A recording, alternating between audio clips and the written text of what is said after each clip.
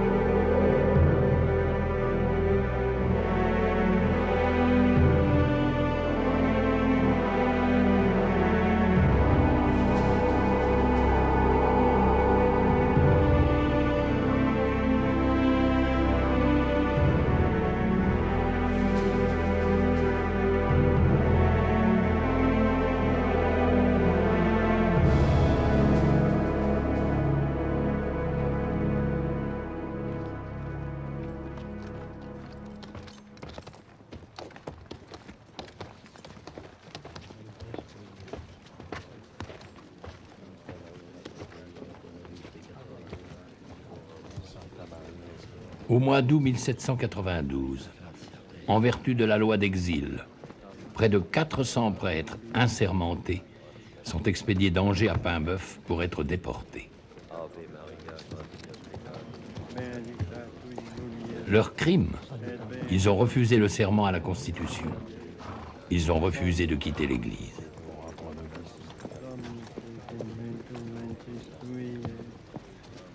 Les braves gens.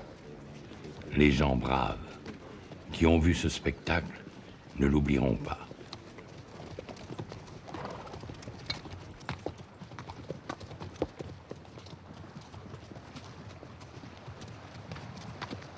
Après des débuts prometteurs, la grande révolution de 1789 commence à porter des fruits amers.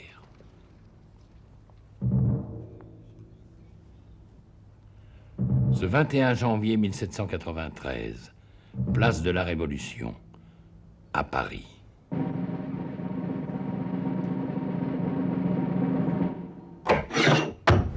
La tête coupée du roi est montrée au peuple, stupéfait, jeté en défi à tous les souverains d'Europe.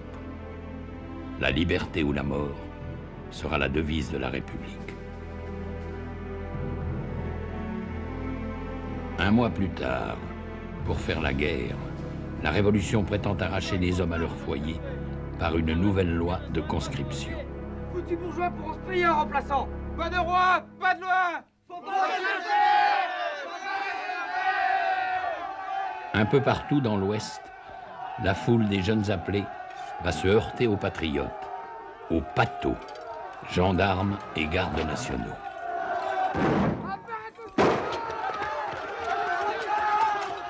Et de proche en proche, dans 600 paroisses au sud de la Loire, les cloches vont se mettre à sonner le tocsin, appelant la population aux armes.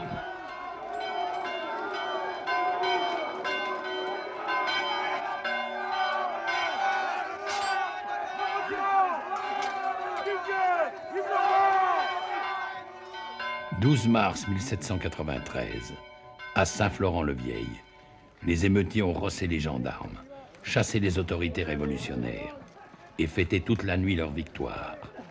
Mais le lendemain, ils ne savent que faire de leur pouvoir.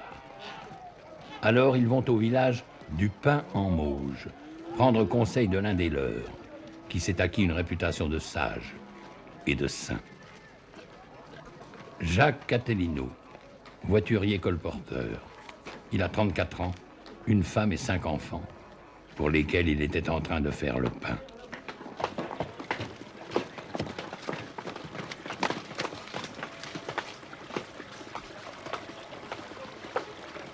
Salut les gars, vous en avez fait de belles. Et maintenant, que faut-il faire? Résister. La guerre est à présent pour nous le seul moyen de salut. Et s'il nous faut périr, que ce soit au moins en combattant. Résister, ne pas subir. Telle est la devise de ce peuple forgé par l'épreuve, il y a 2 siècles.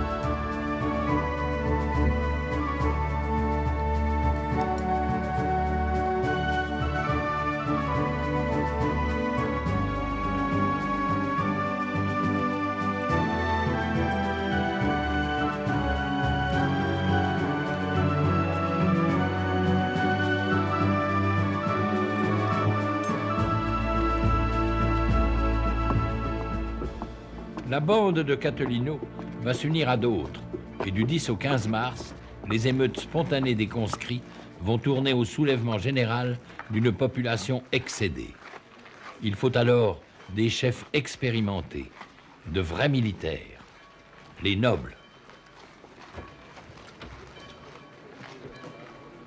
Le marquis de Bonchamp sera sceptique. Il refuse de prendre la tête d'une jacquerie. Mais devant l'insistance de ces gens, il demande la nuit pour réfléchir. Ce soldat de métier, âgé de 33 ans, a déjà longuement guerroyé en Inde, avec des troupes réglées. Mais que valent ces paysans qui n'ont jamais porté les armes que dans la braconne?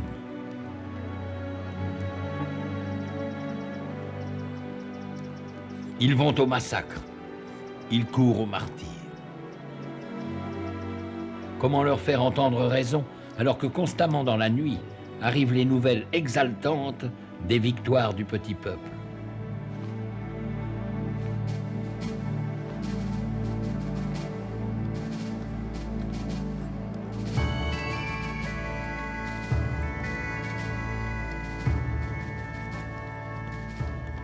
Le voiturier Catilino s'est emparé de Jalais et Chemillé, où il a trouvé des canons. Il marche sur Cholet, de concert avec d'autres chefs de bande. Le colporteur Perdriau, le chirurgien Caddy, le garde-chasse Stofflet.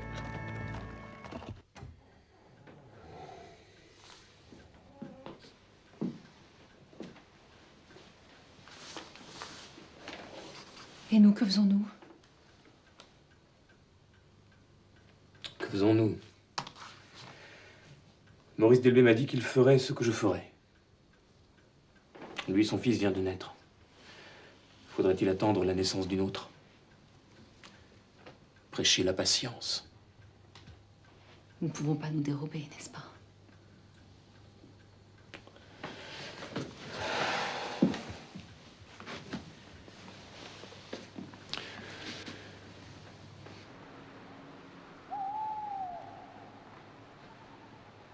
Vive Monsieur Bonchamp! Vive Monsieur Bonchamp! Vive Monsieur de Bonchamp! Vive Monsieur Delbé, que les insurgés sont venus déloger aussi et qui suit la décision de Bonchamp, son ami. Ancien officier au régiment Dauphin Cavalerie, il reprend ainsi du service à 41 ans, quittant sa femme et un enfant nouveau-né. Vive Monsieur de Roiran, qui fut colonel dans l'ancienne armée. Ces gens l'ont forcé à remonter à cheval, à ceindre l'écharpe blanche de commandement. Par contre, le marquis de Bonchamp devra abandonner sa monture pour marcher du même pas que les rebelles. Ainsi en ont-ils décidé. J'éprouvais un affreux déchirement de cœur en voyant partir mon mari tout seul, à pied, au milieu de cette multitude de paysans indisciplinés. Je restais seule à la Baronnière avec mes 2 enfants, un garçon et une fille, l'un et l'autre dans l'âge le plus tendre. D'ailleurs, j'étais grosse, et ce fut la raison qui m'empêcha de suivre mon mari.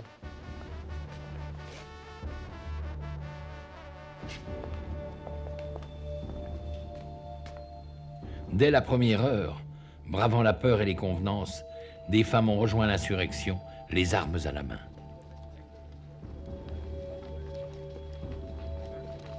Ainsi, cette fille de paysan du village de Soulaine, Renée Bordereau, 25 ans.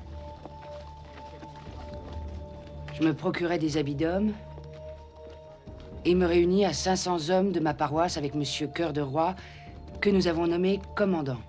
Nous la retrouverons 21 ans plus tard, après tant de prises d'armes, de combats et de blessures, enfin libérée des prisons de Napoléon et le roi restauré, elle se décide à dicter ses mémoires. Je pris le nom de mon frère Hyacinthe. Mais comme mes camarades s'en rappelaient pas bien, ils me donnèrent le nom de Langevin, que j'ai toujours gardé. Brave Langevin. Oui, c'est ainsi qu'on m'appelait. Je dirais franchement qu'aux premières affaires où je me suis trouvé, le bruit des coups de fusil me faisait une impression. Et que j'étais désespérée de ne pas me trouver plus de courage.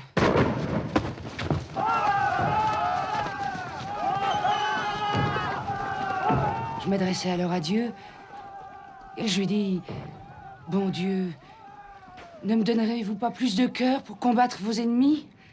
Aussitôt, je me suis sentie animée comme par un miracle. Je n'ai plus eu peur de rien. Et grâce à Dieu, le cœur ne m'a jamais manqué depuis. C'est ainsi que Langevin est devenue brave et vendéenne, car la Vendée militaire, fidèle au double cœur, déborde largement ce département de Vendée, taillé par la Révolution sur les confins de 3 provinces. L'Anjou, du Val-de-Loire et des Mauges, d'où jaillit l'étincelle de cette insurrection qui va entrer dans la légende avec ses héros et ses saints.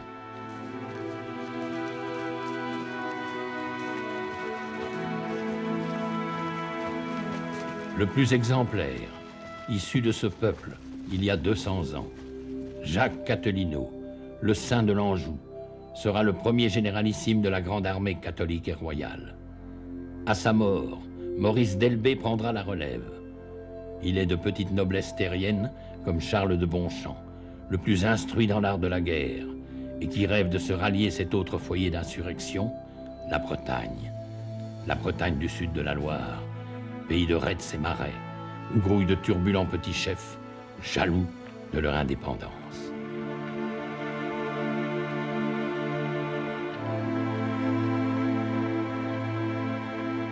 Un commandement unique aura du mal à s'imposer depuis ce modeste départ du chevalier Charette, quittant son manoir un soir pour devenir au fil des mois et des combats l'ultime symbole de la résistance vendéenne.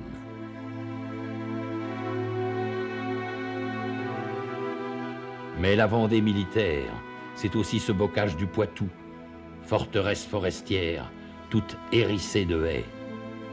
Il fut le premier à se soulever l'an passé, quelques jours après le 10 août 1792. Dure leçon. La prise d'armes avait été brève, la répression brutale.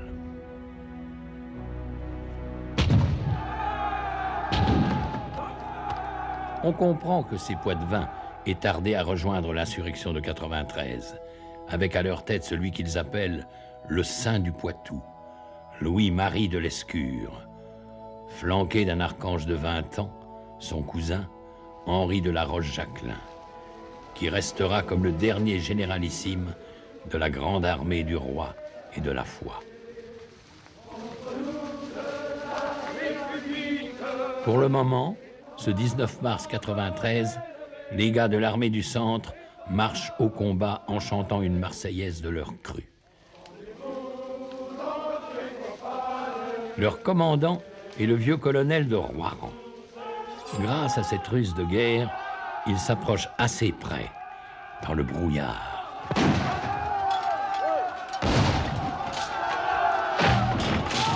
Pour lancer sa troupe à l'assaut des canons. L'artillerie jacobine sera prise et la petite armée du général de Marsay mise en déroute. Cette première victoire vendéenne de Saint-Vincent-Sterlange provoque la stupeur de la Convention, où la nouvelle parvient en même temps que celle des défaites à la frontière nord et de la trahison de Dumouriez. La terreur est à l'ordre du jour.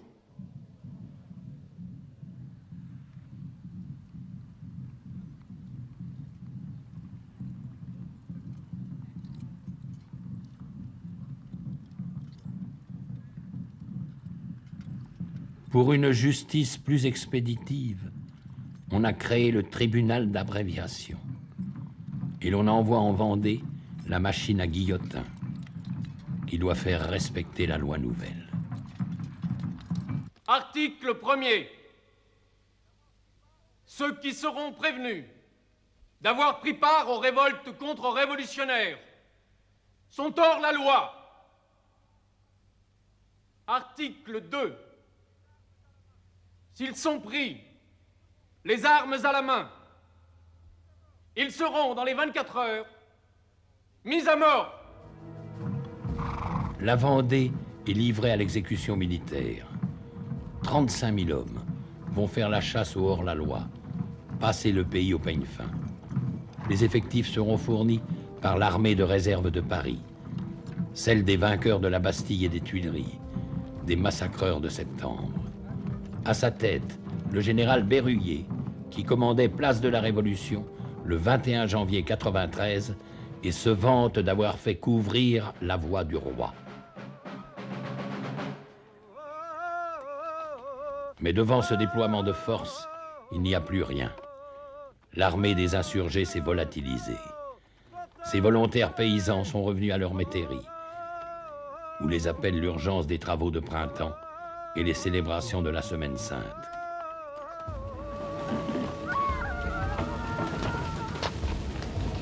En pleine trêve pascale, l'armée révolutionnaire va pratiquer la terre brûlée. Pour l'exemple, le premier village rebelle, La Barre, dans les Mauges, est livré aux flammes, et ses habitants au feu des pelotons. Sur la route de l'invasion, le pays sera mis à feu et à sang, villages et châteaux confondus.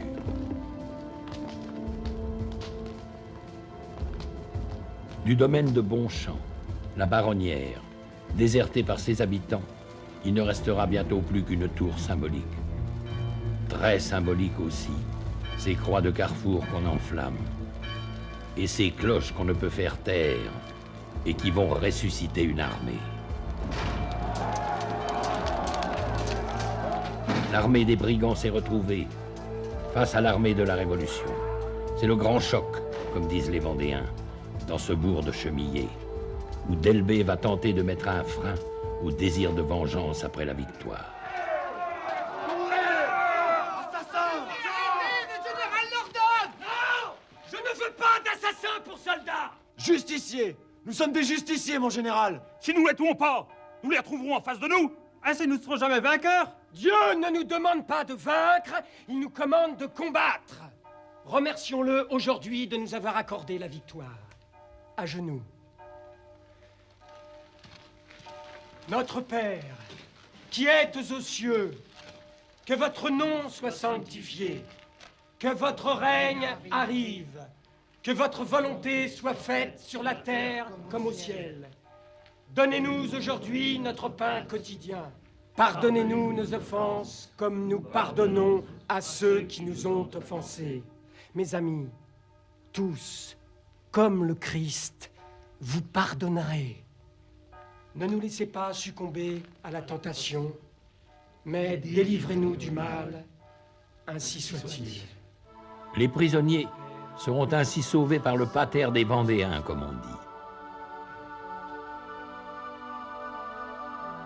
En ce printemps 93, la Durbelière était encore un beau château Renaissance, berceau des La Roche-Jacquelin.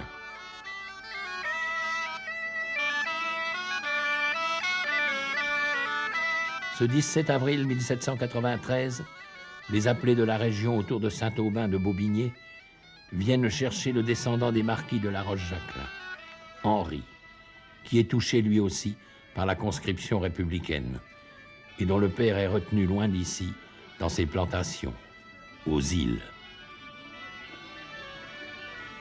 Les réfractaires attendent que celui qui fut leur camarade de jeu devienne leur chef de guerre.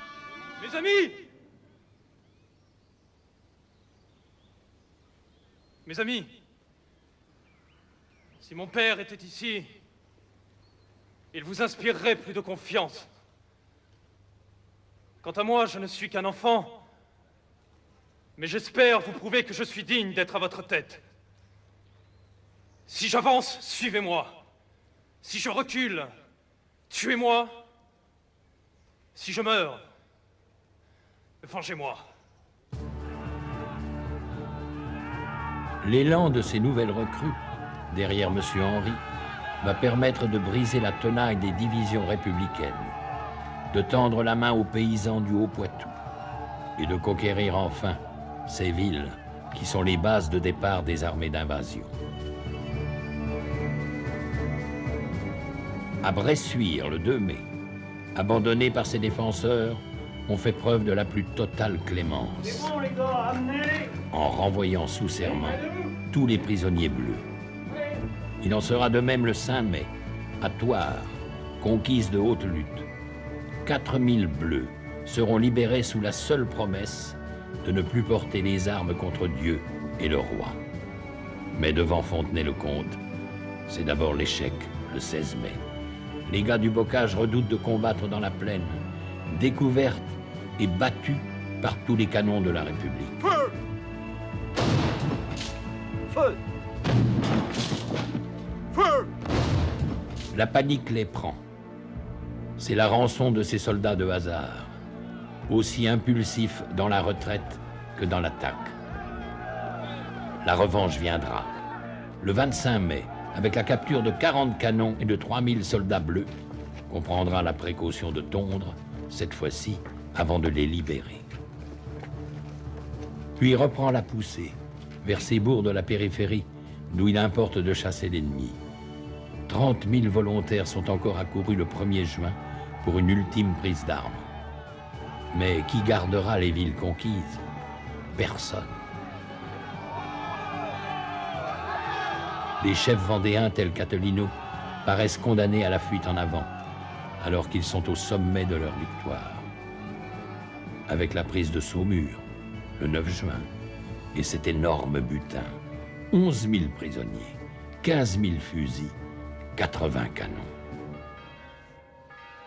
Ces succès me confondent. Ils viennent de Dieu.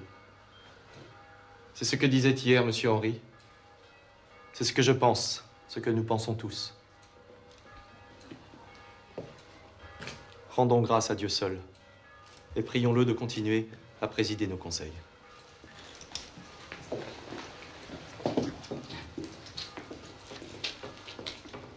Pater Noster. Catilino, élu généralissime, ne peut que s'en remettre à Dieu pour inspirer la stratégie générale. Que faire? Où aller? À Paris, le chemin leur est ouvert. Et dans la capitale, c'est l'anarchie qui règne.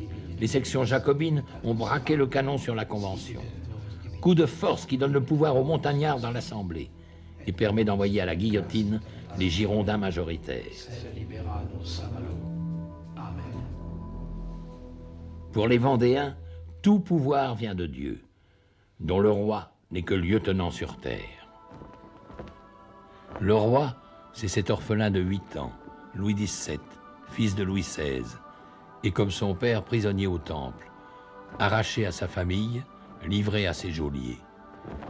Bien sûr, il faut le délivrer, le faire sacrer selon la tradition venue du fond des âges, et rétablir sur le trône de France le roi très chrétien, tenant ferme la main de justice de sa gauche et le sceptre de sa droite. Vive Louis XVII! Tel est l'espoir et le cri de toute l'armée vendéenne. Va-t-elle marcher sur Paris? On hésite. Un messager apporte les félicitations de Charette en même temps que l'idée d'une action commune. La grande armée sur la rive droite de la Loire va s'emparer d'Angers, qui lui ouvre ses portes, et marchera sur Nantes, que l'armée de Charette investit par la rive gauche.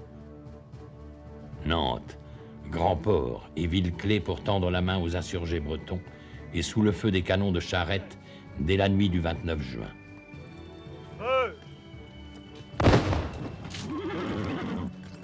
Charette fait seul donner son artillerie et il s'impatiente d'être sans nouvelles des autres divisions vendéennes.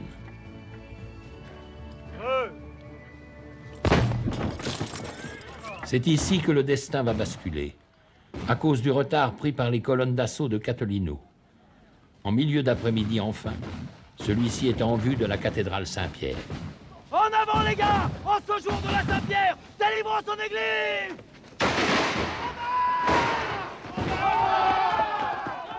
Un franc-tireur vise le général des brigands.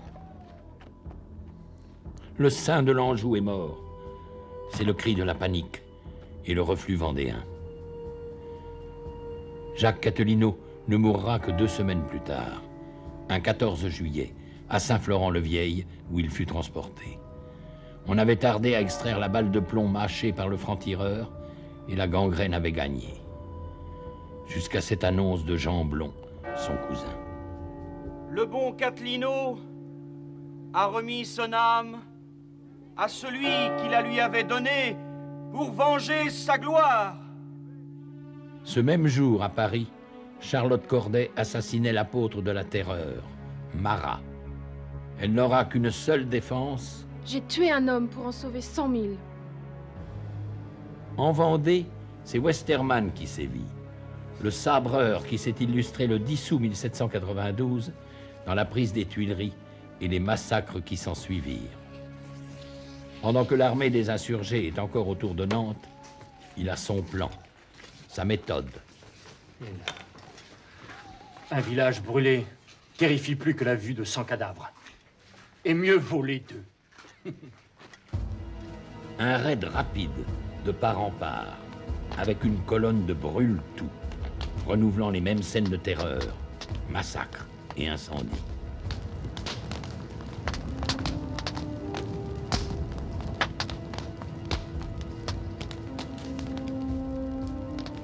Le martyre de la Vendée recommence. Et il ne fait que commencer.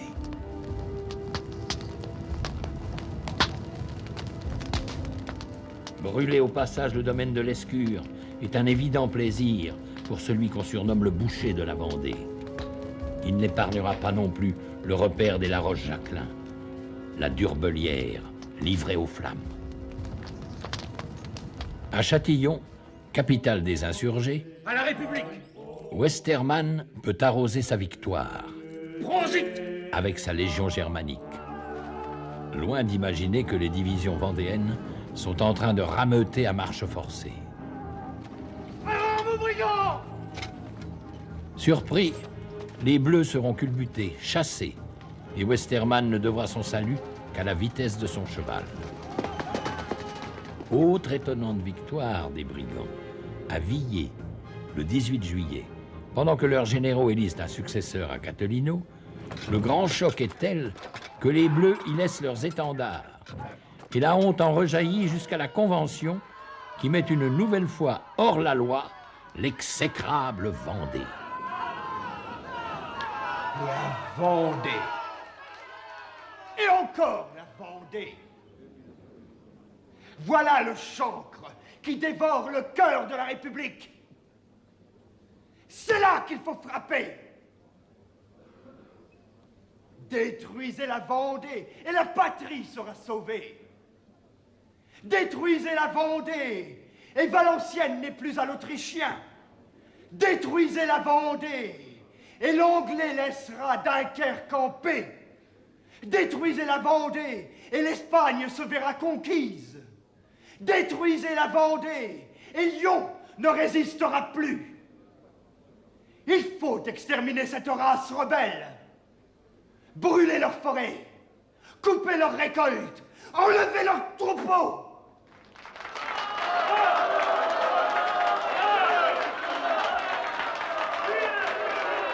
Les vieillards, les femmes et les enfants seront conduits hors de la contrée. Et il sera pourvu à leur subsistance avec les égards dus à l'humanité. Enfin, Place au canon de la nation. L'ultime argument. Grâce à lui, par 3 fois cet été, devant Luçon, les armées vendéennes seront tenues en échec. Décidément, la plaine ne porte pas chance aux gens du bocage, ni du Marais. Car c'est l'une des rares occasions, ce 14 août, devant Luçon, où la grande armée des Bocquins participe à une opération commune avec les maréchins de Charette.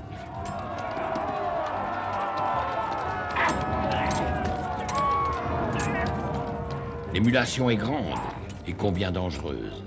C'est à qui fera assaut de la plus folle témérité, quitte à mettre en péril toute une stratégie d'ensemble. Et jusqu'au bout, la cavalerie devra se battre pour sauver de la déroute les divisions vendéennes.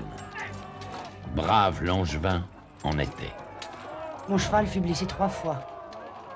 Et l'on me crut morte moi-même, ayant reçu une balle au-dessous de l'oreille, dont j'éprouve encore bien des douleurs quand il fait mauvais temps.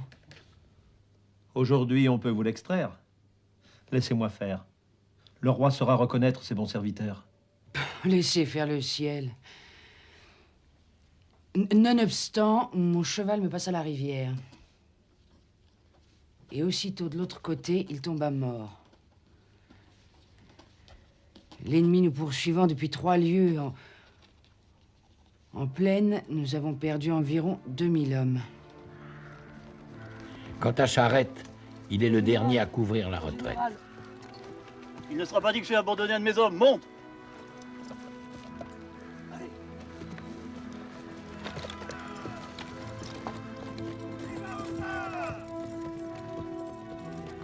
Ici, on dirait que l'histoire se plaît à devenir légende. Vive le roi, messieurs! Ce chevalier blanc face aux hussards de la mort. Cependant, Charette n'aura pas le dernier mot. On dit que la mort lui prit son soldat en chemin et qu'on eut quelque peine à les séparer tant le sang les avait collés l'un à l'autre en séchant.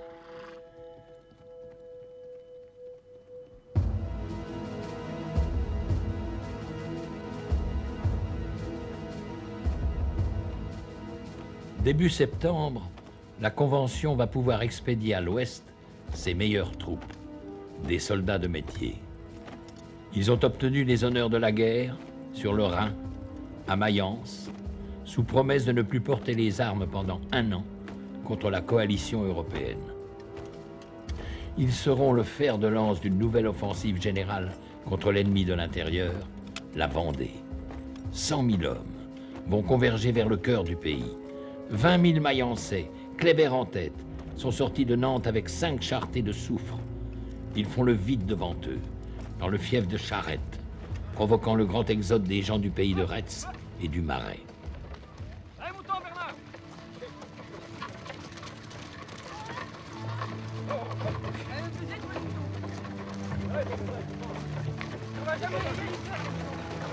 Troupeaux, chariots, femmes et enfants, vieillards, forment de longues colonnes refluant vers l'est, vers les pays du bocage, où l'on espère stopper l'invasion. Mais tous ces réfugiés ne peuvent que gêner les manœuvres de Charette. Battu 7 fois en des combats de retardement, le brave chevalier lance un appel au secours à la grande armée catholique et royale, auquel celle-ci va répondre.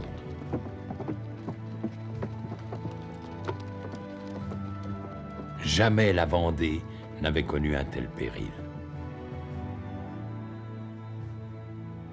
Ici, à la jonction des 3 provinces, s'élève la colonne commémorant cette bataille décisive, toutes armées réunies, Torfou.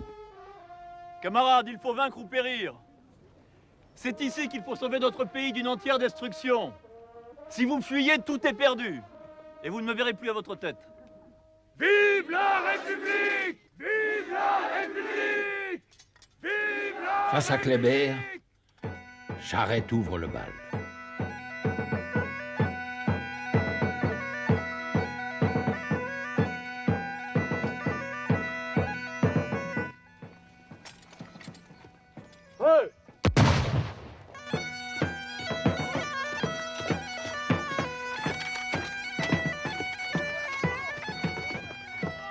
À portée de canon, La tactique vendéenne est de se ruer avant que l'adversaire ait eu le temps de recharger les pièces.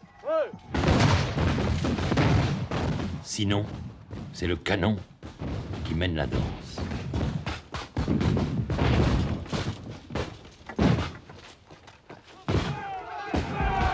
Élan brisé. En fin de journée, on verra refluer les plus braves. Mais les femmes sont là, autour des chariots de l'Exode. C'est elles qui font honte aux batailleurs. Elles qui les ramènent au combat.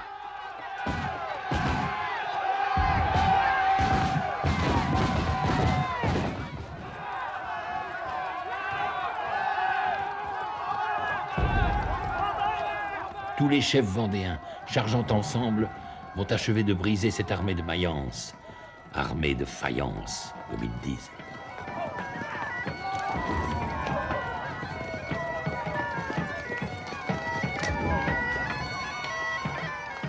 La bataille de Torfou marque l'apogée des victoires vendéennes. Et l'armée d'invasion serait anéantie sans le sacrifice au pont Bousset du bataillon de Saône-et-Loire protégeant la retraite des Mayençais.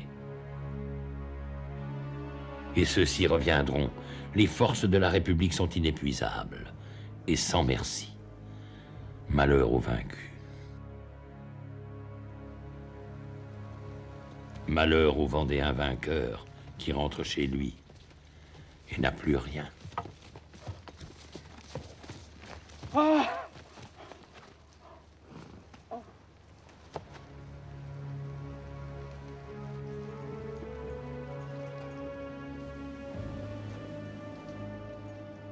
Aussitôt que notre armée est entrée dans la Vendée, chaque soldat a dès lors mis à mort qui lui a plu, pillé qui lui a plu, sous prétexte que celui qu'il tuait ou qu'il pillait était rebelle ou pensait royalistement. Aucune peine n'a été portée. Aucune précaution n'a été prise pour réprimer ou modérer l'ardeur du sang et du pillage. J'en ai attrapé 4, que je tuais de ma propre main.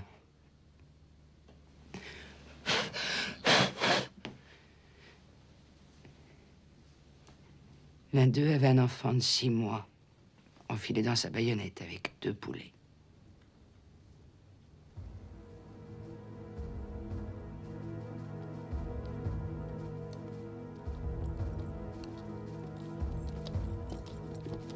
À la mi-octobre, voici que les armées d'invasion sont de retour, et Kléber avec ses Mayençais.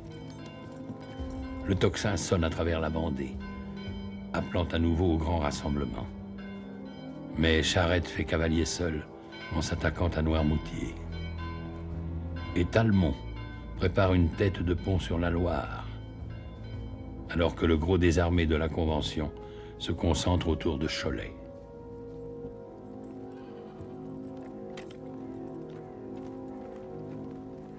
Dès l'aurore, ce 17 octobre, Kléber est en place. Le général est conscient de jouer sa tête. De partout, les Vendéens ont rallié, en marchant toute la nuit. D'autres paroisses sont attendues. Ce n'est qu'à la mi-journée que s'ébranlera la grande armée des brigands.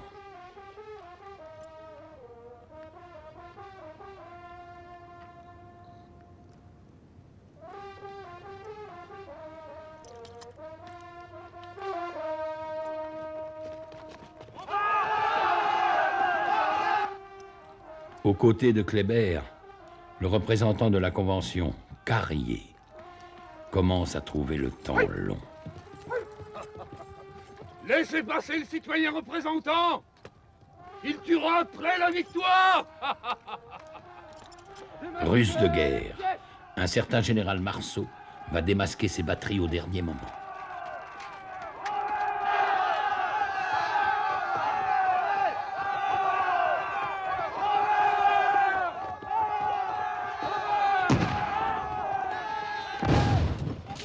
Mais les batailleurs ont appris à dominer la peur.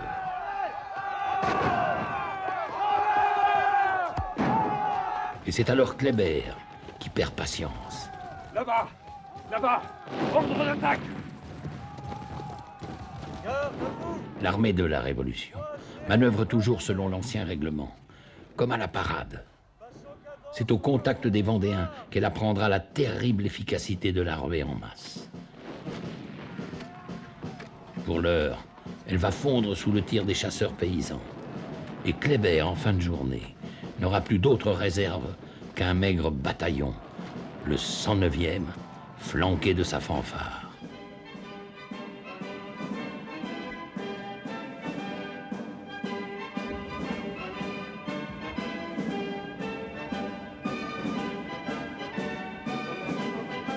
Placée résolument en tête et jouant fièrement les airs de la Révolution triomphante, cette fanfare laisse croire à l'arrivée d'une nouvelle armée jacobine.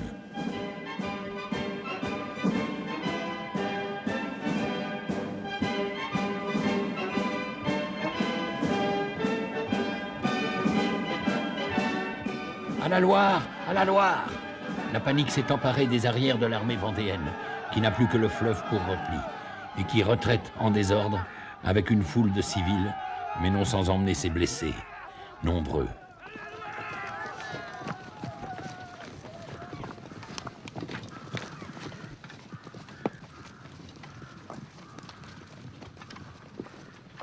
La perte la plus cruelle, Charles de Bonchamp, touché à mort, mais encore conscient, et que Bourbotte, représentant en mission, enterre gaillardement dans son rapport au soir de la victoire. La perte de Bonchamp vaut une victoire pour nous, car il est de tous les chefs de brigands celui en qui ils avaient le plus confiance et qu'ils suivaient le plus volontiers. Qu'importe les sacrifices, la Vendée est écrasée, il n'y a plus de Vendée. La Vendée, elle est au bord de la Loire, à Saint-Florent-le-Vieil, qui va voir l'exode de tout un peuple, ce 18 octobre 1793. 80 000 Vendéens, dont guère plus de la moitié de combattants. Le reste, ce sont les femmes, les enfants, les vieillards, population terrorisée, et qui devra passer le fleuve en 24 heures, avec seulement 25 barques. Nous nous rendîmes à Beaupro, et dans la même nuit à Saint-Florent, où nous passâmes le fleuve le 18 octobre, avec bien de la peine, n'ayant ni pont ni bateau. J'ai passé mon cheval à la nage. Dans ces conditions, que faire des prisonniers? Pourquoi ne pas les fusiller comme le font toujours les Bleus?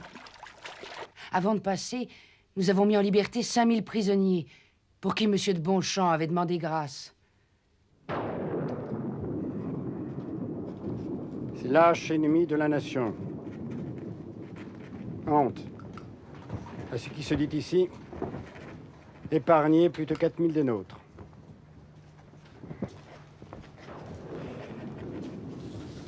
Le fait est vrai, car je le tiens de la bouche même de plusieurs d'entre eux. Quelques-uns se laissaient toucher par ce trait d'incroyable hypocrisie. Je les ai pérorés, et ils ont bientôt compris qu'ils ne devaient aucune reconnaissance aux brigands. Mais,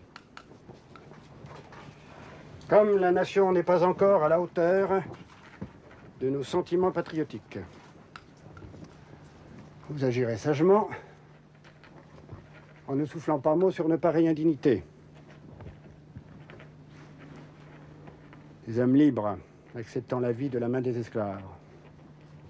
Ce n'est pas révolutionnaire. Il faut donc ensevelir dans l'oubli cette malheureuse action. N'en parlez pas même à la Convention. Les brigands n'ont pas le temps d'écrire ou de faire des journaux. Cela s'oubliera comme tant d'autres choses. Non, cela ne sera pas oublié. Le fils républicain d'un de ses prisonniers graciés, le sculpteur David d'Angers, immortalisera le pardon du général vendéen. Quant au général en chef d'Elbé, criblé de 14 blessures, il ne peut plus suivre son armée. Les frères de Catelino vont lui faire traverser de nuit la Vendée envahie pour l'amener sous la sauvegarde de Charette, qui vient de conquérir une île, Noirmoutier. On pense qu'il y sera en sûreté. On y veillera.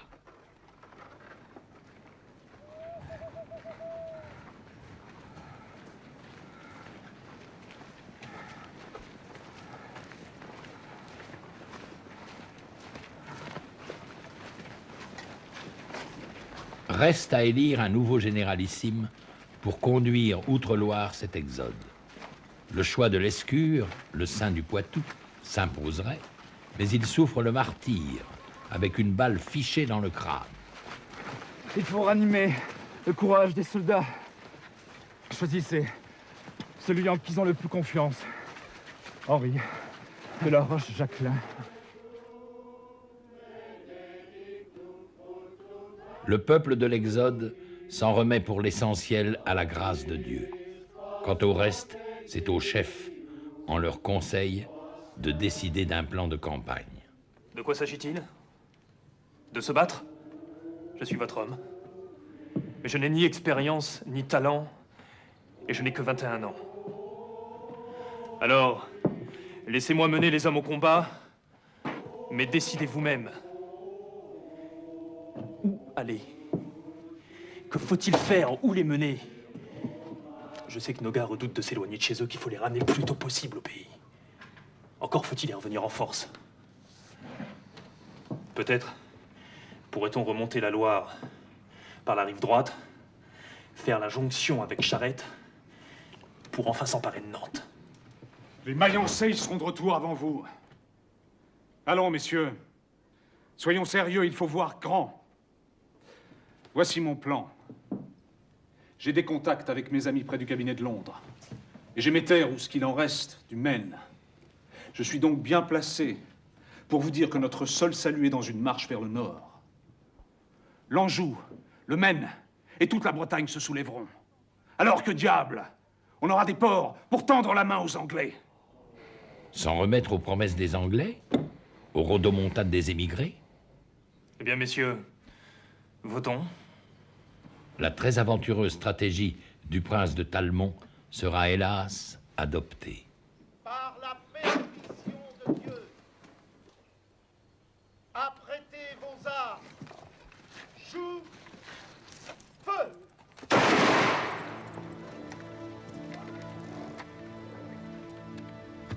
Tout un peuple va s'offrir en sacrifice, à l'exemple de son Dieu crucifié.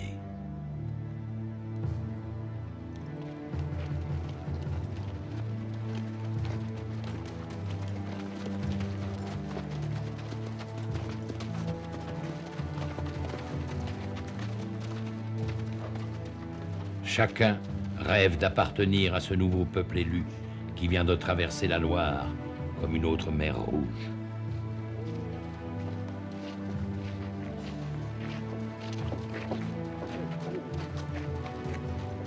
Avec les bandes de Chouans, du Maine et de Bretagne qui les rejoindront en chemin, ils seront ainsi près de 100 000 à piétiner sur les routes de l'Exode dans une absurde et tragique aventure qu'ils ont eux-mêmes appelée la Grande Virée de Galerne, du nom du vent d'Outre-Loire, vent de nord-ouest, vent des tempêtes et des naufrages.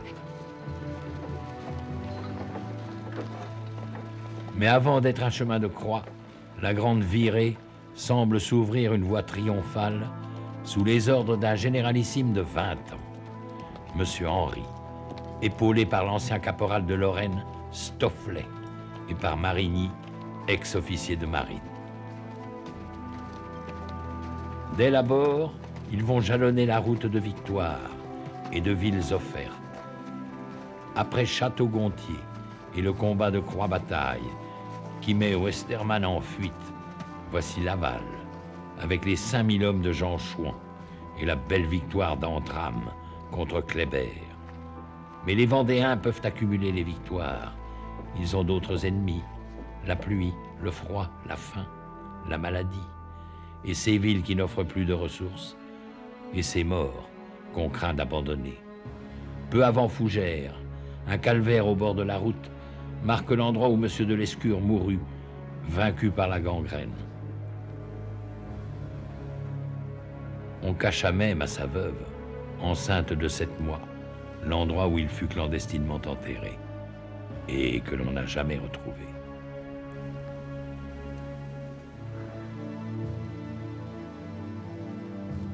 Vers quelle terre promise M. Henri va-t-il encore poursuivre cet exode, sans autre issue que des victoires sans lendemain et le débouché sur une mer incertaine?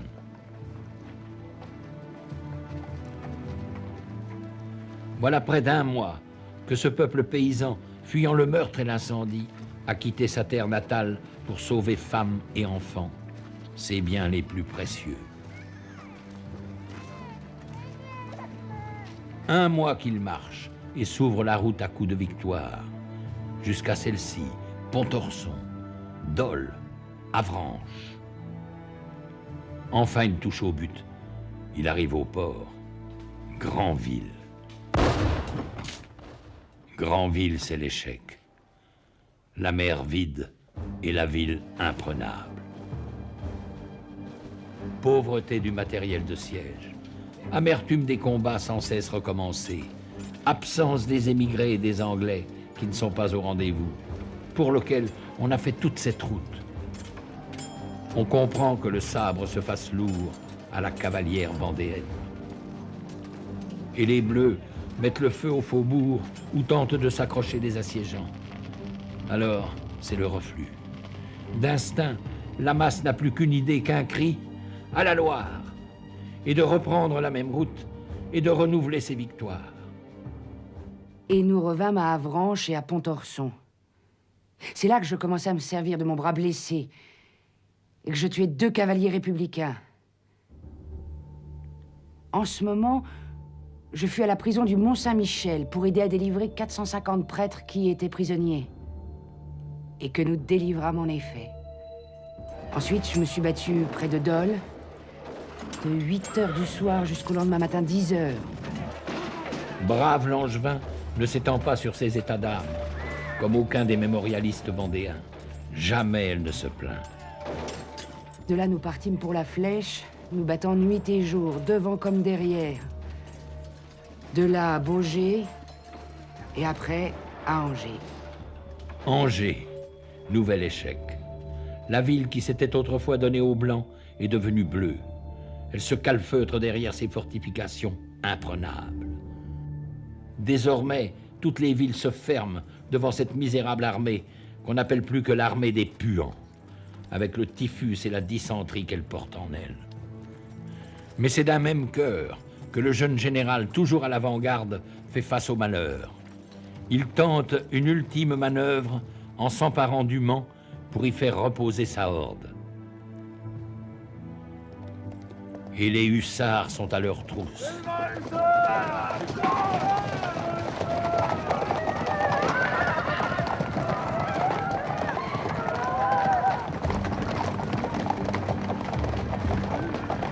Toutes les divisions de la République accourent à la curée, avec des chefs de meute qui s'appellent Westermann, Kléber ou Marceau.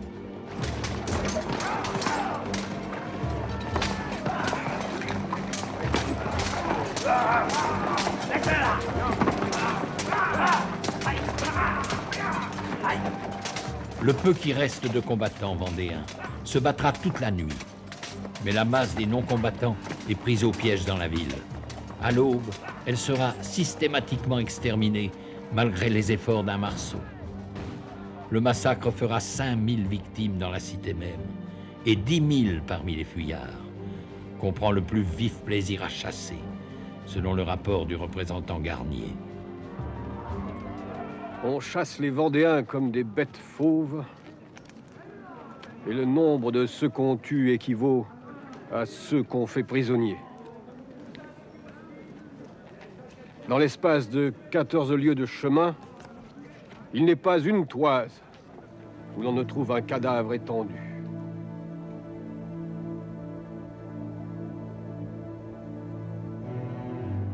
Les survivants, 15 000 à peine, se regroupent à Laval et foncent vers le sud, vers la Loire, impatients de retrouver leur terre de Vendée.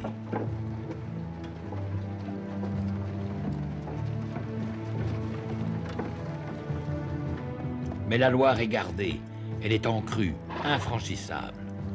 La Roche-Jacquelin et Stofflet, avec une poignée d'hommes, vont forcer le passage pour tenter d'établir une tête de pont. Vainement. Ils seront coupés de ces malheureux débris de leur armée qui refluent à présent vers l'ouest, au désespoir de ne jamais rentrer chez eux.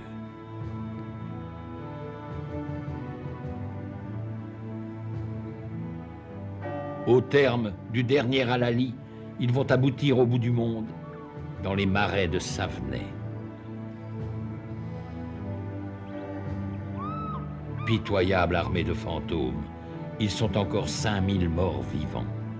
Après 2 mois de combat et de marche incessante, 1 millier de kilomètres parcourus, avec en conclusion de ces longues souffrances, l'ultime sacrifice dans la boue d'un étang.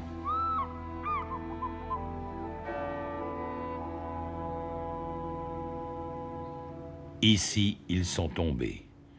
C'est ce que dit le monument de Savenay. 23 décembre, avant-veille de Noël, dernière veillée d'armes. On s'efforce encore de faire fuir d'innocentes victimes. Monsieur de Marigny, s'il vous plaît. Monsieur de Marigny. On a mis en selle la jeune veuve de Lescure avec l'espoir de sauver l'espérance qu'elle porte. Sans méfait, nous sommes perdus. Il nous est impossible de faire face à l'attaque demain. Dans 12 heures, l'armée sera exterminée. J'espère mourir en défendant votre drapeau. Tâchez de fuir. Sauvez-vous, il fait nuit. Sauvez-vous. Adieu. Adieu!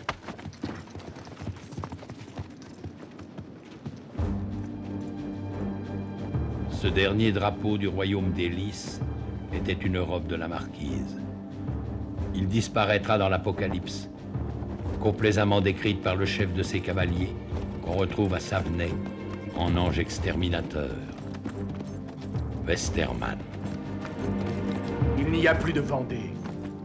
Elle est morte, sous notre sabre libre, avec ses femmes et ses enfants. Je viens de l'enterrer dans les marais et les bois de Savenay. J'ai écrasé les enfants sous les pieds de mes chevaux, massacré les femmes qui n'enfanteront plus de brigands. Je n'ai pas un prisonnier à me reprocher. J'ai tout exterminé. Le bonheur de Westermann n'est pas celui d'un autre général, Marceau.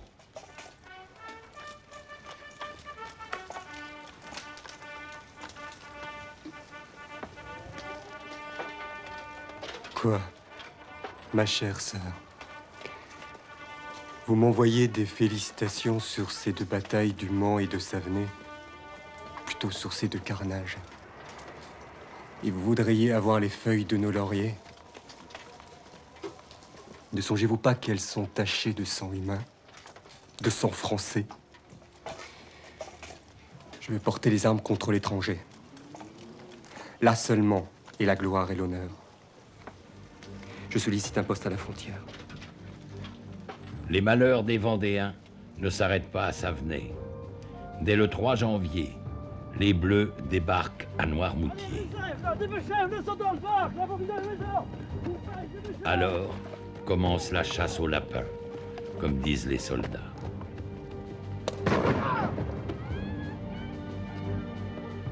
Surprise, la garnison royaliste qui occupait le fort a capitulé sous promesse de vie sauve. 1500 hommes dans cette cour. On s'empresse de les passer par les armes. Reste le généralissime d'Elbé, avec ses 14 blessures. Il est incapable de se tenir debout. Qu'importe, il sera fusillé dans un fauteuil, avec 2 de ses amis et le général républicain qui commandait Noirmoutier quand Charette s'en empara.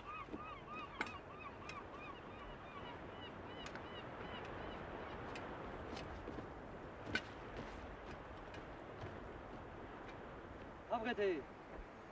Armes.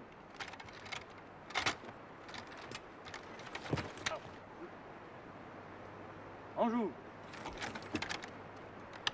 Feu. Le fauteuil du supplice s'est conservé jusqu'à nos jours. Jean-Baptiste Carrier, commissaire aux armées et proconsul à Nantes, est un esprit inventif. Voilà le 9 novembre ce qu'il proposait à ses collègues de la Convention. Vous avez à délivrer le pays d'un chancre qui le dévore. Le poison est plus sûr que toute votre artillerie. Faites empoisonner des sources d'eau. Empoisonnez du pain que vous abandonnerez à la voracité de cette misérable armée de brigands. Et laissez faire les faits. Vous avez des espions parmi ces soldats du pape qu'un enfant conduit. Lâchez-les avec ce cadeau et la patrie est sauvée. Vous tuez les soldats de La Roche-Jacquelin à coups de baïonnette, tuez-les à coups d'arsenic. Cela est moins dispendieux et plus commode. Pourtant, ces hommes ne rêvent que de progrès et de bonheur du peuple. Il faut régénérer la France de gré ou de force. Dut-on en faire un cimetière? Carrier invente ce qu'il appelle la déportation verticale dans la baignoire nationale. La nuit, sans jugement, les victimes sont embarquées, parfois par centaines, sur des gabarres qu'on saborde au milieu du fleuve. Près de 5000 personnes ont péri ainsi, à Nantes, par la noyade.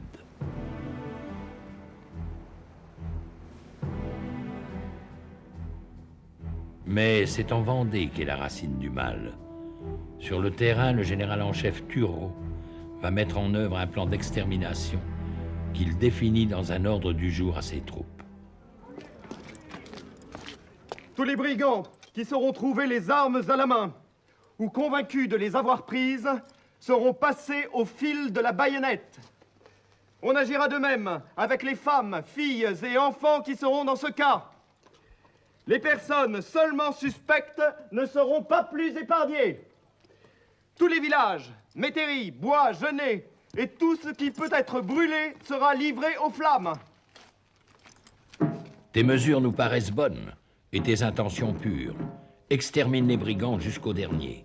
Voilà ton devoir, lui écrit la Convention.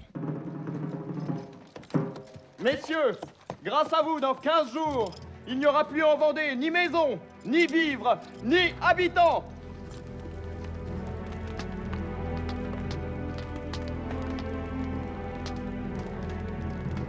« 12 colonnes vont ainsi sillonner la Vendée de part en part. Elles sont connues dans l'histoire sous le nom de colonnes infernales, que leur ont donné leurs victimes, blancs et bleus confondus.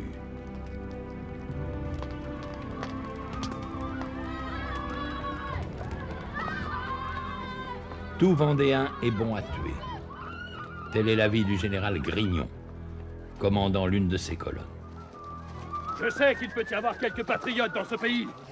Qu'importe! Devant tout, sacrifier!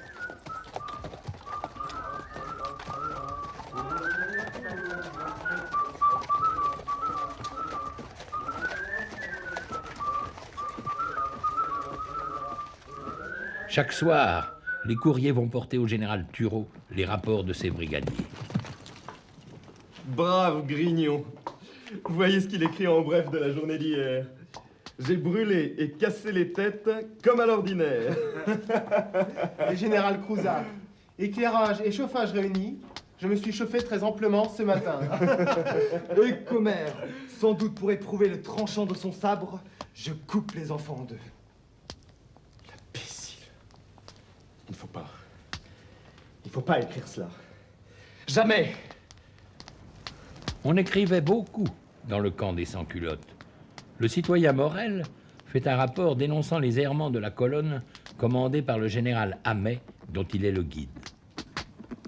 Hamet fait allumer des fours, et lorsqu'ils sont bien chauffés, il y jette les femmes et les enfants. Les cris de ces misérables ont si fort diverti les soldats qu'ils ont voulu continuer ces plaisirs. Les femelles des royalistes manquant, ils s'adressent aux épouses des vrais patriotes.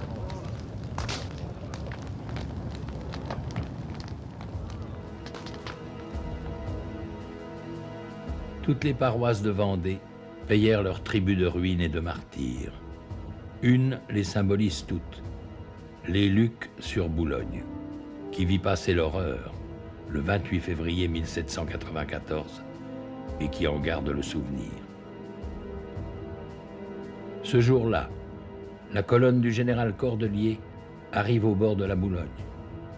Sur l'autre rive, le curé de la paroisse, l'abbé Voineau, 70 ans, tente de s'interposer. Il sera très symboliquement le premier sacrifié, mais il n'empêchera pas le massacre de son troupeau.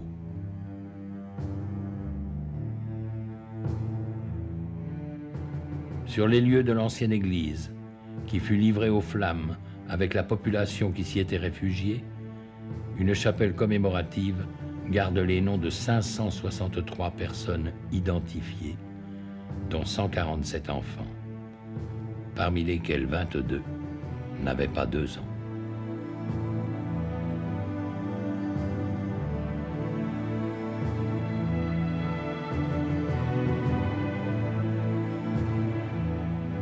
La Vendée n'oublie pas. Elle n'oublie pas ces morts innombrables qui partout, jusqu'au plus profond des bois, ont porté témoignage en sanctifiant sa terre.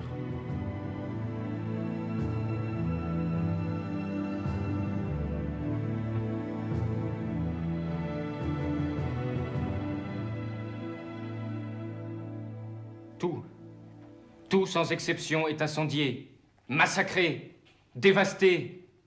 Des villes, des bourgs, des villages habités par des patriotes ont disparu. Et le fer a achevé ce que la flamme épargnait. Fils d'un député montagnard à la Convention, Marc-Antoine Julien, 18 ans, a été dépêché de Paris à Nantes par le Comité de salut public. Il expédie directement ses rapports à Robespierre. Celui-ci restera impassible, mais il rappelle Carrier. Et le fer achevait ce que la flamme épargnait. C'est ainsi qu'on a ressuscité la Vendée. Elle était finie par la prise de Noirmoutier. Ils l'ont recréée en forçant les paysans, dont un grand nombre rapportaient leurs armes, à se réunir aux brigands pour éviter la mort. Replié dans son marais, Charette n'a pas suivi la grande virée de Galerne.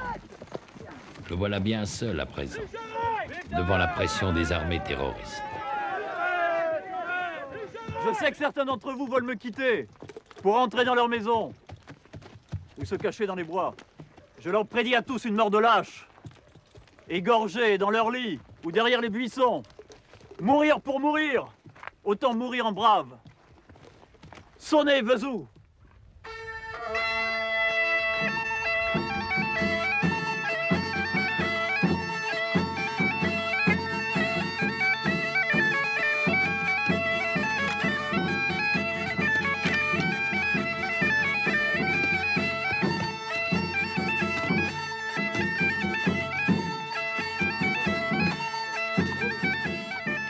Quelles que soient les circonstances, la musique et la danse règnent au camp de Charette.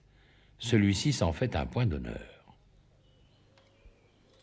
Il n'en est pas de même avec les quelques rescapés de la Grande Armée qui ont réussi à repasser la Loire et à rallier leurs anciens chefs, Henri de la Roche-Jacquelin et Stofflet, eux-mêmes réfugiés au fond des forêts, constamment traqués, et passant difficilement entre les mailles des colonnes infernales qu'ils guettent et punissent parfois.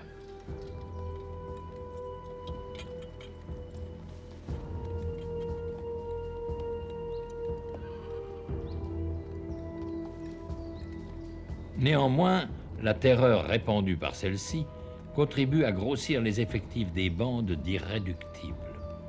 Ils n'ont plus rien à perdre que vendre chèrement leur peau. Brave Langevin est de ceux-ci.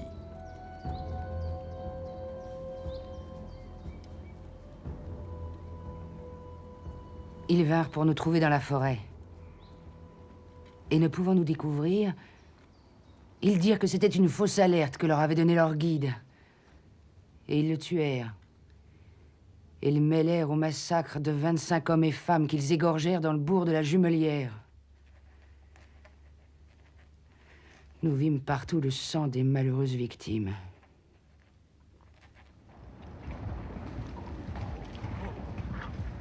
Nous sommes partis pour Chemillé, où l'ennemi devait massacrer 800 femmes à 8 heures du matin. Et nous arrivâmes à 7h30. Nous avons délivré toutes ces pauvres malheureuses et eu victoire complète. Pardon, monsieur. Nous avons pris de bien mauvaises manières. Je comprends. C'est à cette époque que vous avez été témoin du décès de monsieur Henri. C'est à ce moment à peu près que nous avons eu le malheur de perdre monsieur de la Roche-Jacquelin. Entre Noyer et Cholet. Un républicain, restant de 15 qu'on avait tués, se voyant pris, lui enleva la tête d'un coup de fusil à 10 pas. Toute l'armée fut en deuil. Et chacun l'a pleuré comme son père.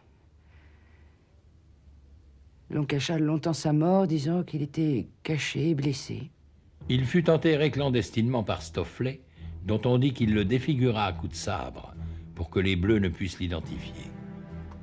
Le garde-chasse de Maulévrier a pris le commandement de ce qui reste de l'armée d'Anjou, 3 à 4 000 désespérés, avec lesquels il réussit à s'emparer pour quelques heures de Cholet, à la stupéfaction des Bleus, qui croyaient les brigands anéantis après Savenay. Plutôt que de se rendre, le général Moulin, commandant de la place, préfère se suicider. La guerre est désormais sans merci, et la propagande révolutionnaire va faire grand cas du petit Barras, enfant de 15 ans, massacré par des voleurs de chevaux. Si Stofflet a toute autorité dans la zone tenue par l'armée d'Anjou, il en est de même pour Charette, dans le Marais, et le pays de Retz, pour Sapineau, avec l'armée du Centre, et pour Marigny, avec celle du Haut-Poitou. Ces 4 généraux d'armée fantômes réussissent à se réunir un jour dans les ruines d'un château incendié, pour un serment solennel d'aide et assistance, et que celui qui viendrait à y faillir encourrait la peine de mort.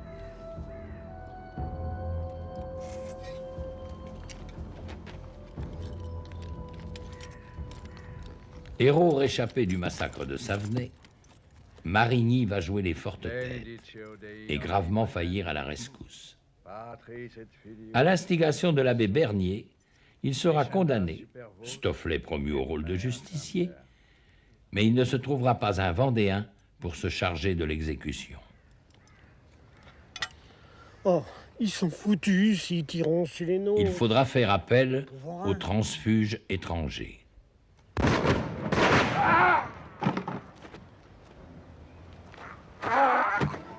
Où il est tombé, dans l'allée menant à son manoir, un calvaire garde son souvenir. Les gens d'ici ont la mémoire longue. Rares les combattants du Haut-Poitou qui continueront alors la lutte avec les autres Vendéens. L'assassinat de leur général, ils en accusent l'abbé Bernier. Ils refuseront le concordat que celui-ci négociera plus tard au nom de Bonaparte et se constitueront en petite église, séparée de Rome depuis 2 siècles. Elle existe encore, cachée et sans prêtre.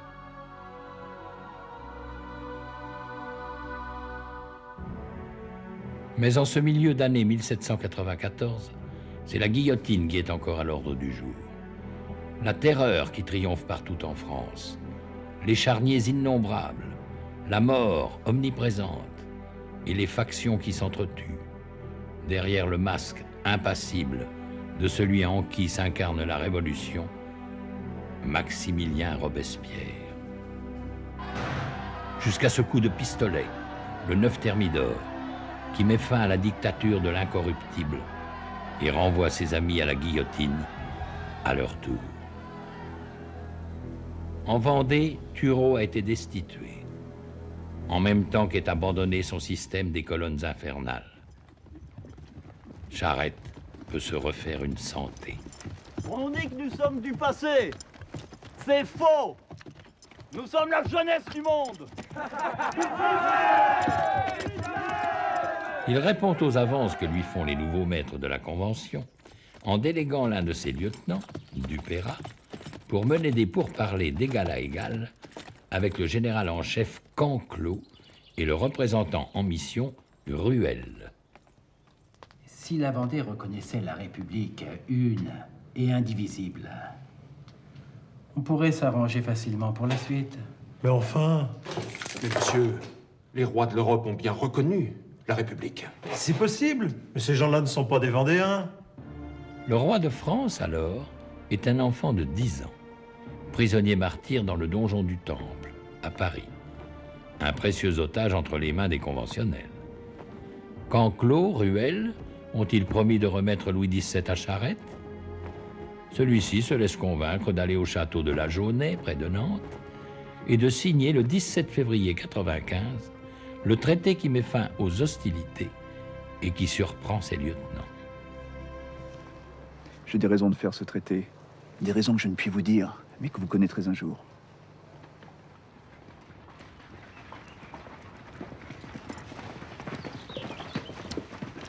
Entre Stofflet et Charette, l'entente n'est jamais facile.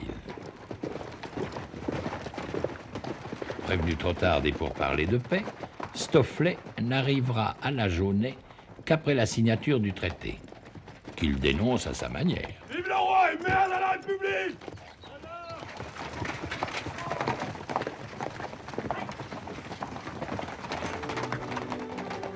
Stofflet, avec ses gars de l'Anjou, va continuer seul la guerre pendant 2 mois encore, et quelques épisodes héroïques. Il devra finalement s'incliner. C'est dans un lieu prédestiné à Saint-Florent-le-Vieil qu'il signera à son tour la paix, à la grande satisfaction de Hoche. La France n'offre plus qu'un peuple de frères. Drôle de paix. Malgré les conventions, brave Langevin sera arrêté sans ménagement par les gendarmes. Enfin, on me mena au département. Dans la première chambre où j'entrais, je fus très mal reçu. Dans la seconde, un peu mieux. Ah, c'est toi, Langevin. C'est toi qui te bats encore pour le roi. Nigaud, tu as tort, grand tort, car tes chefs sont de très mauvais sujets. L'on me dit que je me battais pour le roi, que j'avais grand tort, et que mes chefs étaient de très mauvais sujets, qu'ils devraient déjà m'avoir fait ma fortune. Mais qu'ils étaient trop lâches, et que si je voulais servir aussi fidèlement la République, je serais mieux récompensé, etc., etc. Je leur répondis que personne ne m'avait forcé, que c'était mon opinion. Qu'ils n'avaient qu'à me rendre mon père et 41 de ma famille qu'ils avaient massacrés. Qu'ils n'avaient qu'à me les rendre existants. Et je serais bonne républicaine. Enfin, je leur dis bon républicain, car j'étais toujours un homme. Ils m'ont répondu qu'il leur était impossible. Eh bien, leur dis-je, il m'est encore plus impossible que je devienne républicain. Mais qu'apporte le messager de la République, ce 24 juin 1795, au camp de Charette encore en paix?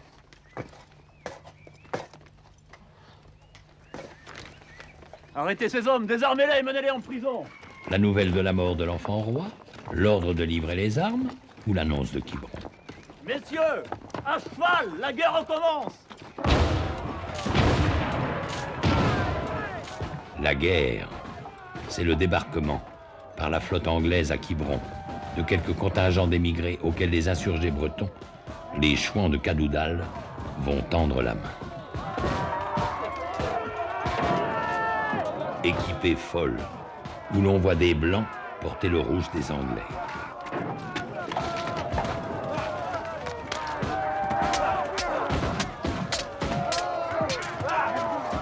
L'avantage est d'abord aux contingents débarqués, mais qui n'ont ni plan ni unité de commandement, alors que les Bleus n'obéissent qu'à un seul chef, le jeune général Hoche, qui entretient quelques précieuses intelligences chez l'ennemi.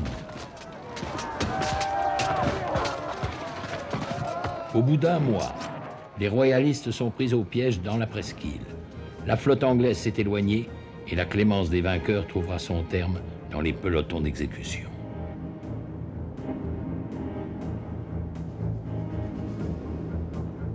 Hoche arrive en Vendée avec l'auréole du pacificateur, précisément au moment d'une nouvelle levée d'armes commandée par Charette.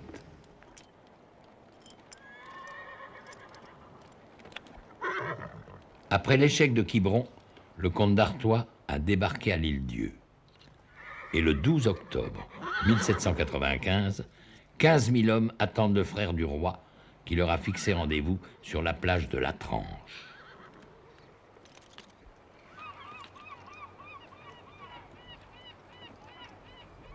Un prince, enfin, vient se mettre à la tête des soldats du roi. Tout l'Ouest va se soulever, et tous ensemble, on marchera sur Paris.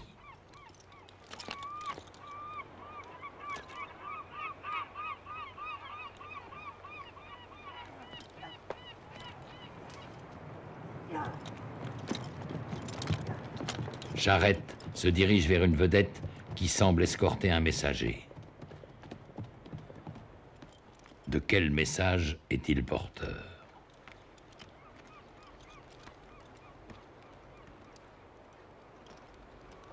Le prince ne peut débarquer. Le prince ne viendra pas. Le prince s'en retourne en Angleterre. Comment ces braves vont-ils le prendre? Monsieur, allez dire au prince qu'il m'envoie mon arrêt de mort. Vous me voyez aujourd'hui avec 15 000 hommes. Demain, je n'en aurai plus 300. Il faut fuir ou périr. Je périrai. Charette est perdu. Il le sait. Son armée sera bientôt réduite à quelques centaines d'irréductibles face aux 40 000 soldats de Hoche, face à une nuée d'espions et de belles espionnes. Mais Charette se joue des femmes traîtresses et des colonnes mobiles. Pendant plus de 5 mois, avec une poignée de fidèles, il tient encore en échec la République.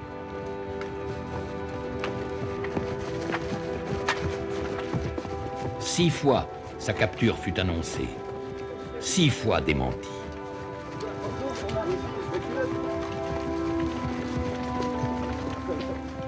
Cependant, la Vendée est lasse, exsangue, désenchantée, désespérée.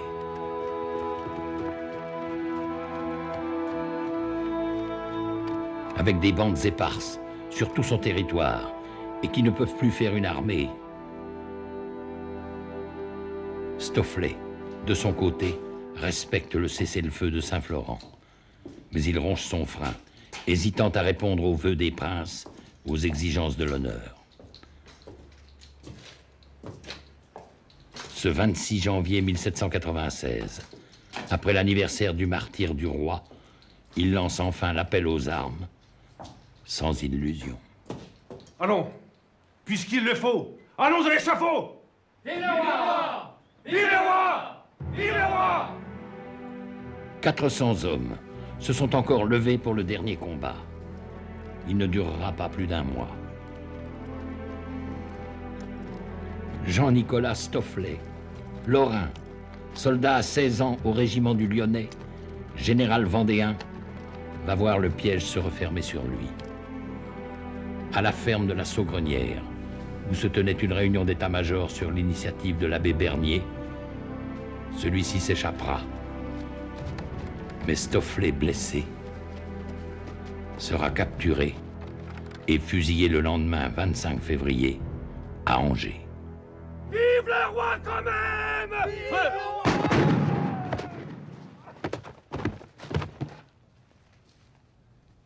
Un mois plus tard, durant la Semaine Sainte, le mercredi 23 mars, Charette n'a plus que quelques fidèles. Il sait que son tour va venir.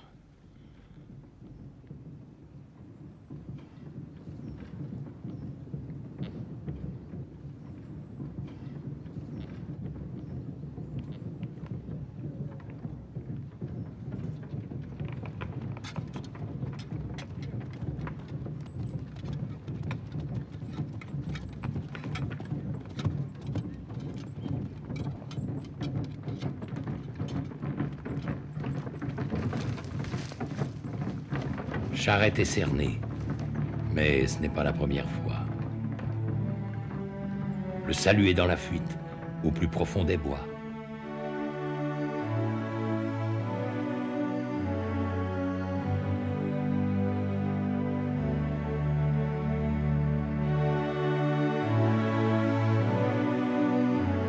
Une fois encore, il va berner les bateaux, et toute la France applaudira le roi de la Vendée.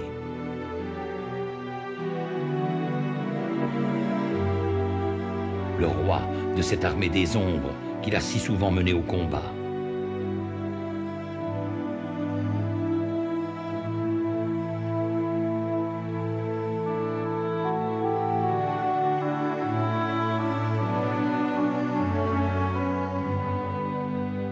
Le roi des brigands, dont la tête est mise à un si haut prix.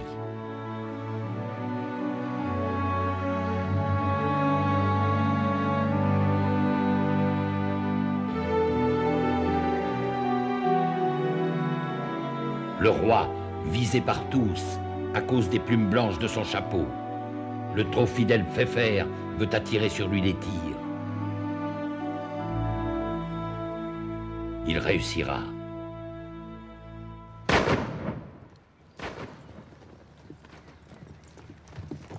Ainsi, le général Travot va-t-il douter de sa capture? Qui es-tu? Mon général, tenez-le ferme. C'est notre homme. Où est Charette? Il est là. C'est bien vrai? Oui, foi de Charette. Que d'héroïsme perdu. Monsieur, rien ne se perd. Jamais. 2 siècles ont passé. Rien n'est oublié. Le lieu de cette capture est aujourd'hui situé en plein bois de la Chaboterie. Mais une croix de granit, nommée croix de Charette, rappelle qu'il fut ici, pris vivant, pour être plus tard montré au peuple dans une interminable promenade à travers les rues de Nantes. Nantes, ce mardi 29 mars. On dirait que le prêtre jureur lui demande pardon. Nous sommes ici sur la place Viarme, où Catelino, 3 ans plus tôt, fut blessé à mort. 5000 hommes de troupe font face au dernier général des brigands.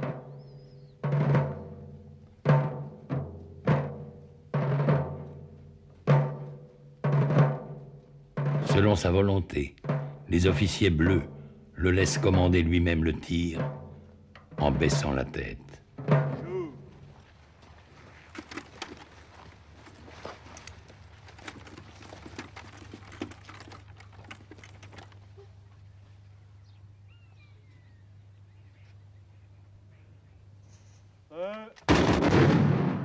Reposez.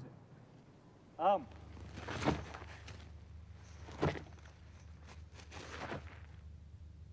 Très en paix. Armes.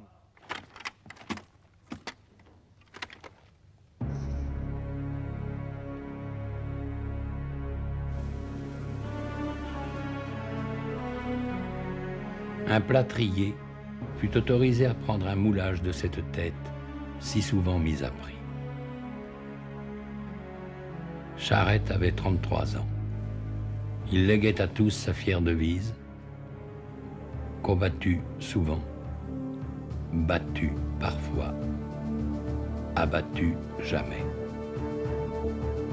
Les Vendéens l'ont fait leur.